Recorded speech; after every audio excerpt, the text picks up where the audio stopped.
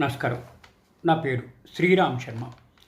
Bombay high court విడాకుల కేసులో maintenance విషయంలో ఒక తీర్పు ఇచ్చింది.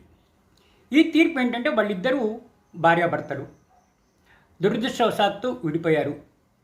అయితే భార్య బాగా చదువుకుంది, ఎంబీబీఎస్ డాక్టరు, డబ్బులు బాగా సంపాదిస్తోంది.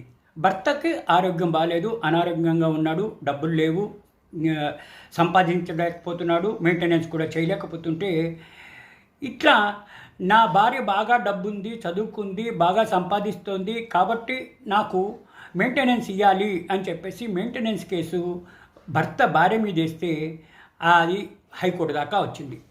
బాంబే హైకోర్టు అనడం భర్త అనారోగ్యంగా ఫీల్ అవుతున్నాడు, హిందూ చట్టం ప్రకారము, హిందూ మ్యారేజ్ యాక్ట్ ప్రకారము భర్త కూడా భార్య నుంచి మెయింటెనెన్స్ క్లెయిమ్ చేయడానికి అర్హుడే. ఎందుకంటే తనంత తను సంపాదించలేకపోతున్నాడు, అనారోగ్యంగా ఉన్నాడు, భార్య చాలా సంపాదిస్తోంది, చదువుకుంది, కాబట్టి మెయింటెనెన్స్ ఇవ్వాలి అన్న ఫ్యామిలీ కోర్టు ఇచ్చిన తీర్పును బాంబే హైకోర్టు సమర్థిస్తూ ఈ విధమైన తీర్పు ఇవ్వడం జరిగింది.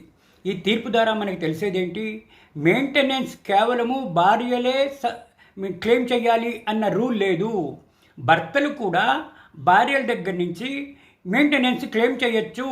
డబ్బులు లేకపోయినా, చదువు లేకపోయినా, అనారోగ్యంగా ఉన్నా, భార్య బాగా డబ్బు సంపాదిస్తున్నా భార్య నుంచి భర్త నెలసరి మెయింటెనెన్స్ తన గడువు కోసం అని, మెయింటెనెన్స్ కోసం అని క్లెయిమ్ చేయొచ్చు, ఇట్లా డబ్బులు అడగచ్చు అని ఈ తీర్పు ద్వారా మనకు తెలుస్తోంది.